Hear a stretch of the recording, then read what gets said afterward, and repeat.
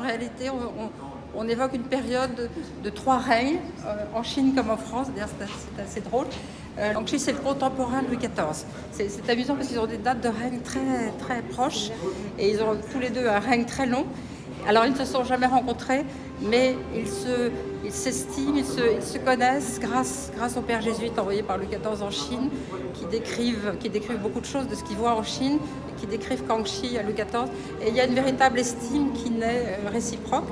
Et l'un de ces pères jésuites, le père Bouvet d'ailleurs, va écrire un livre, s'appelle Le portrait historique de l'empereur de Chine. Et il est le premier à faire une comparaison qui ne s'était jamais faite évidemment dans le passé entre l'empereur de Chine et le roi de France. Et le père Bouvet, il trouve que chez les deux souverains, il y a un goût commun pour les arts, pour les sciences, pour les différentes technologies, pour l'astronomie aussi.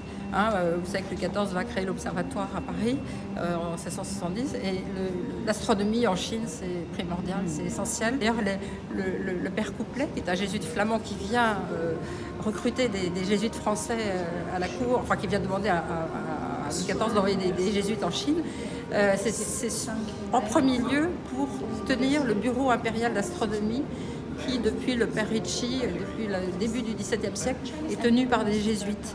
Le père Ricci, il était extrêmement calé en astronomie, en mathématiques, en sciences, et ses successeurs, Verbiest, Charles, sont tous... Et les 6 jésuites qui vont partir en Chine partent comme mathématiciens du roi, sont de très très bons astronomes, très bons mathématiciens, peut-être plus que comme missionnaires en réalité, parce qu'en même temps il y a des questions de protocole avec les autres missions, notamment la mission portugaise.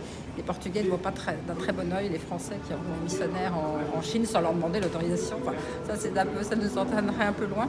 Donc ils partent comme on leur donne le titre de mathématicien du roi et ils sont soutenus aussi par l'Académie des sciences française, qui est toute récente. Et donc le côté scientifique est essentiel dès le début et c'est peut-être un des points communs entre Kangxi et Louis XIV, cet intérêt pour les sciences qui est primordial, intérêt pour les arts aussi, intérêt pour les arts chez les deux monarques.